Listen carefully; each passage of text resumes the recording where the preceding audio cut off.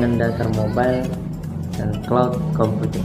Bagi tiga, yaitu yang pertama SaaS, Software as a Service. Yang kedua itu ada PaaS, yaitu Platform as a Service. Yang ketiga itu ada IaaS, yaitu Infrastructure as a Service. SaaS atau Software as a Service. Software as a Service ini merupakan layanan cloud computing yang dimana user, yaitu kita sebagai pengguna, hanya tinggal memakainya saja. Jadi software ini telah disediakan sebelumnya, sehingga kita sebagai user hanya tinggal memakainya. Kemudian, Software as a Service ini memungkinkan perusahaan kecil menengah sampai enterprise untuk memiliki alat kolaborasi yang dapat membantu bisnis seperti manajemen, inventory, pengelolaan vendor, hingga pemantauan transaksi penjualan. Software as a Service ini atau SaaS merupakan layanan cloud computing yang sangat membantu dalam kebutuhan manusia, mulai dari sisi pekerjaan, pendidikan, perusahaan atau badan instansi terkait. Dengan naiknya teknologi web seperti Ajax, memungkinkan web memiliki tingkat user experience yang mendekati desktop application seperti Salesforce, yaitu ada Customer Relationship Management, kemudian Yahoo, yaitu email. Yang ketiga ada Google, yaitu ada email, Google Document, dan lain sebagainya. Yang keempat adalah Yahoo, Collaboration Application.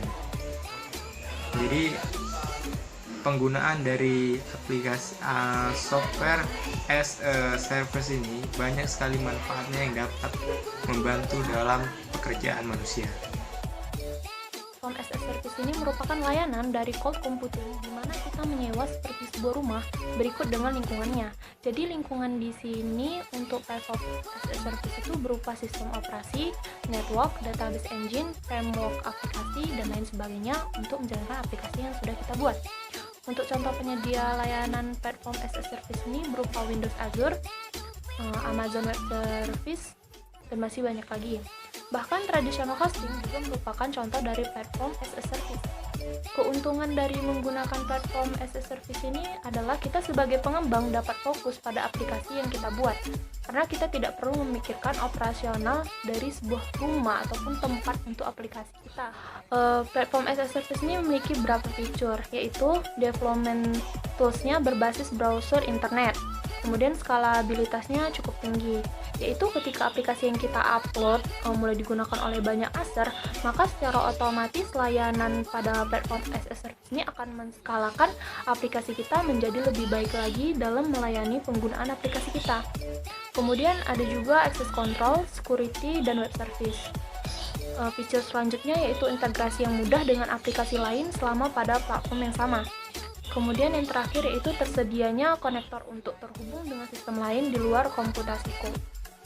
Infrastruktur as a Service atau yang biasa disebut IaaS adalah layanan cloud computing di mana kita dapat menyewa infrastruktur IT seperti komputasi, storage, memori, dan network. Kita bisa dimensikan berapa besarnya unit komputasi, penyimpanan data, memori, bandwidth, dan konfigurasi lainnya yang akan kita sewa.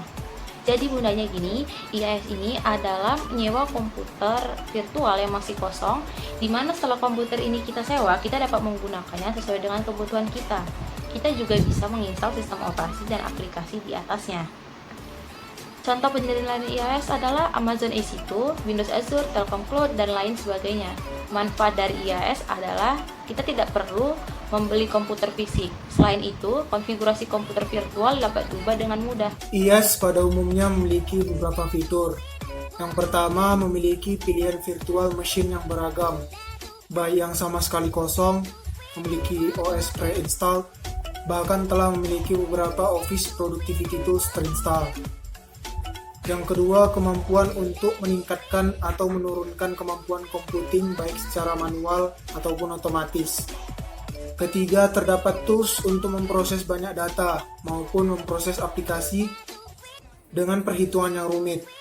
Dan yang terakhir, dapat menyimpan data pada beberapa lokasi geografis fisik.